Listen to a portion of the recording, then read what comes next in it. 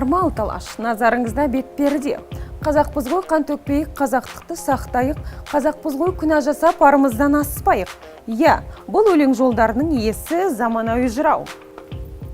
Қазақпыз ғой, қан төкпейік, қазақтықты сақтайық, қазақпыз ғой, күнә жасап, арымыздан аспайық. Өтендердің алдында біз көлденеңнен жатпайық. Ол қазақтар қаза болмай, жаңа заман бастайық. Қазақсың ба, қазақ болсаң сөйле досым қазақша. 500 жылдық тарихы бар қазақ саған мазақ па? Өз тіліңді ешқашанда өзге тілге қаратпа. Мазақтасаң мүңгірлеген мәңгүрттерді мазақта. Бүгін қымбатты көрермен, сіз үшін журналист Ақын Жан Ахмадиевтің бетпердесін бірге шешеміз. Сәлеметсіз бе Жан мырза? Бетіңізге не болған? Сәлем Фариза, және сәлем Алашелі. Жалпы сіздің сұрақтарыңыз шақырсап қызық екен. Қысқа айтатын болсақ, ер жігіттің басынан не келіп не кетпейді. Сонда түсінбедім. Көпшілікті сынап жүрген жігіттің мен өз жайын білгім келеді. Ел аман, жұрт тынышта, бет аузыңызға не болды? Екі жерден пышақты алды деген қаншалықты рас? Аллаға шүкір, еліміз аман, жұртымыз тыныш болғанына мен де өте қуаныштымын. Десек те бұл жеке басыма байланысты болған және шығармашылығыма болған қастандық. Және айта кететінім, былайша айтқан кезде шындық кімді шымшымайды? Шымшуы кімге қатты тиіп кетті деп ойлайсыз? Жамалиев пе, әлде Әлібидің отбасы ма? Мен тікелей айтам, жаңа сіз атаған адамдардың бұл оқиғаға еш қатысы жоқ. Және бұл сұраққа мен жауап беруден бас тартамын. Бірақ Әлібиге қатысты жауап бере алатын шығарсыз. Қаншама халықтың көкейіндегі сұрақ. Сіз неге Әлібиден кешірім сұрадыңыз? Сізге қоқан-лоққы көрсетті ме? Сіз бірдеңеден қорқасыз ба? Қорқыттыңыз ба жалпы? Сізбен келсем, көпшілігі маған қоқан-лоққы көрсетті, қорқытты деген ойда. Десек те мен әңгіменің 90 сөздің тоқты түйінін, әңгіменің ашығын айта кетейін. Жалпы Әлібидің жақтастары маған хабарласты, қазақпыз ғой әні шыққаннан кейін. Ол кісілер айтты, осылай Нұрлан ағаң өзі хабарласып маған күйзелісін жеткізді, осылай Әліби деген балам депрессияға түсіп кетті дегеннен кейін мен ол кісілерге өзім ұсыныс жасадым. Олай болса мен өзімнің жіберген қателігімді мойындаймын. Сол себепті орысша айтады ғой, мына публично дейді ғой. Солай кешірім сұрайын деп, осылай кешірім сұрадым. Ал мені ешкім қорқытты, бүйтті, сөйтті деген сөздердің әңгіменің бәрі жалған. Әлібидің Альфонс екенін қайдан алдыңыз? Қайдан шыққан ақпарат? Кім таратты? Неге олай шештіңіз? Сіздің қойып отырған сұрағыңыз өте орынды. Және де бұны сіз ғана емес, көптеген адамдар да қойған бұл сұрақты. Негізі мен тікелей жауап берейін. Қазақпыз ғой әні бұл жанның айқайы. Күйзелістен, күйініштен шыққан әнді. Бірақ дәл сол әнді жазған кезде жаңа Альфонс туралы айттыңыз. Мен мысалға Әліби туралы дәл солай ойлағанмын. Ол туралы мен ғана емес, көпшілік те ойлады. Себебі кез келген жаңағы мақалаларды оқысаңыз, астында комментарийлерінде сондай жазбалар болды. Сол себепті шыққаннан, бірақ та кейіннен мен бұл ақпараттың жалған екенін түсіндім. Кешірім сұрағаным да сол себептен. Сонда мен түсінуімше, Әліби жайлы халықтың қалыптастырған көзқарасы осындай болды ғой. Сіз де қосыла кеттіңіз. Бұл халықпен біргемін деген сөз бе, әлде өз пікіріңіздің болмағаны ма? Жалпы мен қашан болса да халықпен, қазақпен біргемін. Және бұл туралы көптеген пікірлер жазды. Мен былайша айтқан кезде солардың пікірін қоштай кеттім, қолдай кеттім. Десек те мен өзім жеке басым және көптеген мысалға жаңа комментарий жазған адамдардың атынан бұл қателіктің, мысалға айтқанша, қателікті тоқтатамын. Бауырларыңыз бар ма Жан мырза? Негізі мен отбасында жалғыз баламын. Десек те мен өзімді жалғызбын деп санамаймын. Сұрағымның астарын түсініп отқан болар Жан мырза.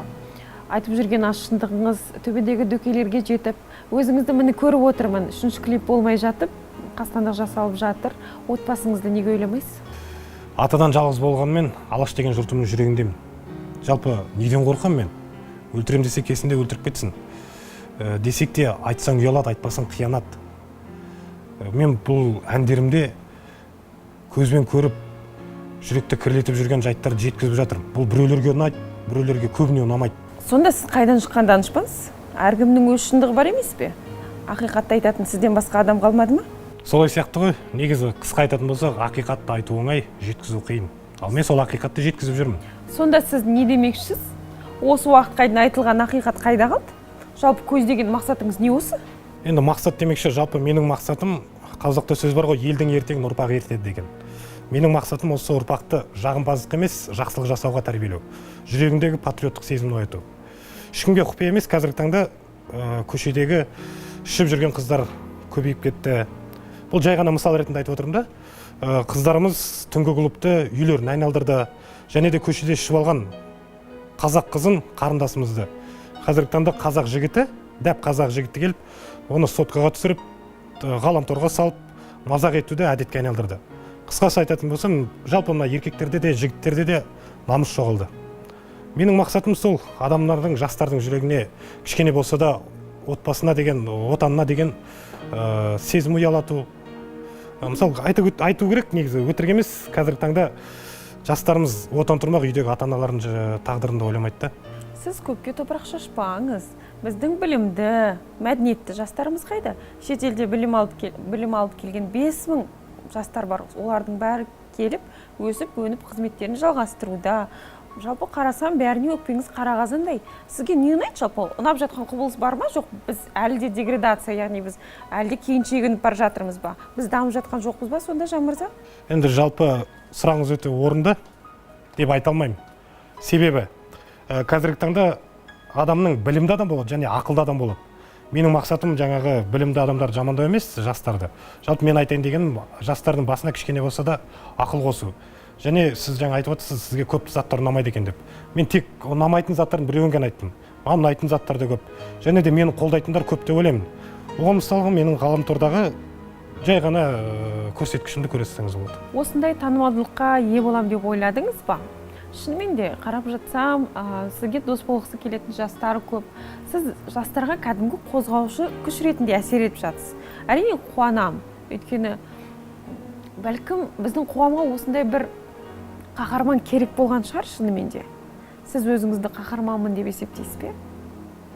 21 ғасырдың, қазіргі жастардың заманауи қаһарманы Жан Ахмадиев қалай естіледі екен?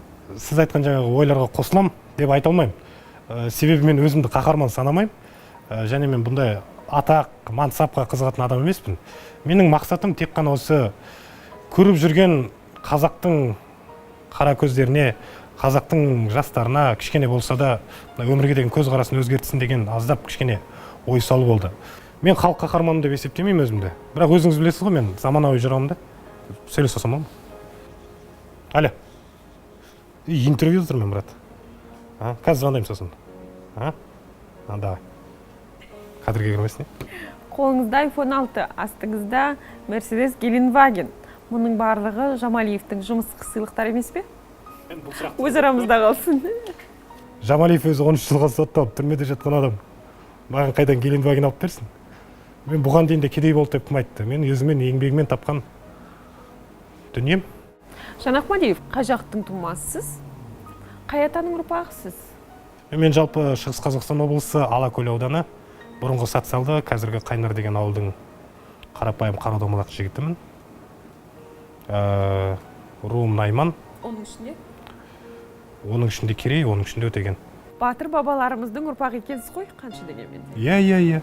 Атаның өнегесін ақтамаған ұл жаман дейді. Құдайға шүкір, Аллаға шүкір, осы аталарымыздың, тектілігіміздің қалдырған өнегесін, өсиетін ақтауға тырысып жүрміз. Осы отырғанда еліміздегі жалпы рэп туралы сөйлесейікші. Енді дәп қазір бәрінен осып тұрсыз шындығы керек. Жалпы рэперлердің кімді мойындайсыз? Жалпы осы жайында не айта аласыз? Біраз сырларыңызды білемін негізі. Шыны керек, қазіргі таңда елімізде саны бар, сапасы жоқ рэпер сымақтар өте көп. Дәлірек айтсақ, кейбіреулері өзіне қазақ рэпінің ханымын деген лақап ат қойып алған, оны халық бермеген, өзі қойып алған да. Жалпы сезіп отырған шығар, кім туралы айтып отырғанында. Сонымен қатар олардың рэпер сымақтар деп жатырмын ғой. Олардың қоғамға ешқандай пайдасы жоқ. Олардың мақсаты жеке қу бастарының пайдасын ойлауға. Сол себепті мен Қазақстанда дені дұрыс рэпер бар деп ойламаймын. Қазақ рэпі деп жатырмыз. Қазақ рэпінің қоғамға әкелер пайдасы және рөлі қандай? Осы уақытқа дейін қазақ рэпінің көгеріп, қазақ рэпінің аты шығып, бізге бір берген ешқандай пайдасы есінде емес, шынымды айтсам. Сіз менен не үшін интервью алып отырсыз? Сіз осыған дейін қазақ рэпінде жүрген тұлғалардан интервью алмадыңыз ба? Әсері болып жатыр деген ойдамын, сол себеп сіздер мені интервьюға шақырыңыздар. Сұхбатқа шақырдыңыздар, бұл тікелей жауабым деп айтам. Көкейде жүрген бір сұрақ, естідім де, көрдім де. Бұрынғы аш қазақ, қазіргі Джихангир Music деп аталатын жігіттермен сіз бірігіп жұмыс жасадыңыздар, қателеспесем. продюсерінде болдыңыздар. Араларыңызға қандай сызат түсті? Не бөлісе алмадыңыздар? Бұл сұраққа мен жауап беруден бас тартамын. Түсінікті, Жан мырза. Алдағы жоспарларыңызбен бөлісе кетсеңіз. Біраз қауым болып қазақпыз үшті сұрап жатыр. Енді көрермен сағынып қалған болар. Қашан жауап береміз? Қашан өлең шығарамыз? Әуел бетім жазылсын. Алла қаласа ән жазылып қойды. Енді жаңағы клип түсіру ғана қалды. Алла қаласа жақында шығып қалуы мүмкін. Сонымен қатар тағы бір жаңалық, осы қыркүйек айының 7-сінде Алланың қалауымен қажылыққа барайын деп отырмын. Үлкен қажылықты өтеп келейін деп отырмын. Рахмет. Айып болмаса, сізден қонақ кәде сұрасақ? Міндетті түрде. Құрметті көрермен, біріншіден Фариза ханымның сұрауымен, және екінші сіздердің сұрауларыңызбен Қазақпыз ғой 3 диалог әннен 2 шумақ оқып берейін, рұқсат болса. Е-е! Тыңда мені, елін сатқан шірік басқан шенеуінік. Не істедің сен қазақ үшін азда болса демеу қып. Сендер берген уәделерді күтеміз деп көгердік. Қазақтарды түсірдіңдер жерге таптап төмен қып. Тамаша, рахмет, Жан мырза. Алты уақытыңызды бөліп келгеніңізге көп-көп рахмет. Біздің тұсаукесерлік бағдарламамызға қатысқаныңызға шын жүректен алғысымызды білдіреміз. Сіздермен бірге болған мен, Фариза Байелі, осымен тәмам, сау саламатта болыңыздар.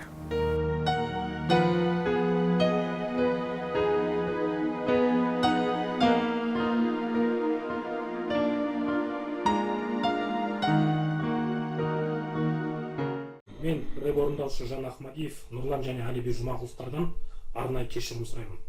Бұған себеп жақында ғана ғаламторда пайда болған Қазақпыз ғой клипінің тез тарауы және ондағы Алибиге арналады деген сөздер болып отыр. Құрметті көпшілік, мен Алибиді себепсіз Альфонс деп атағаныма және әкесінің пиар жасап ақша тапты деген сөздерім үшін қатты өкінемін және ұяламын. Мен бұл әнді жазу барысында Алиби және оның әкесі Нұрлан Жұмағұловтың абыройына нұқсан келтіруді ойламадым және мақсат тұтпадым. Сол себептен ол кісілерден кешірім сұраймын. Сонымен қатар өз басым клипті барлық бұқаралық ақпарат құралдарынан, соның ішінде Facebook, жаңағы YouTube, Instagram, Twitter, ВКонтакте сынды әлеуметтік желілер болсын, жалпы интернеттен алып тастауды, жоюды қолға аламын. Сонымен қатар баршаңыздан сұрарым, бейнебаянды таратпауларыңызды өтінемін.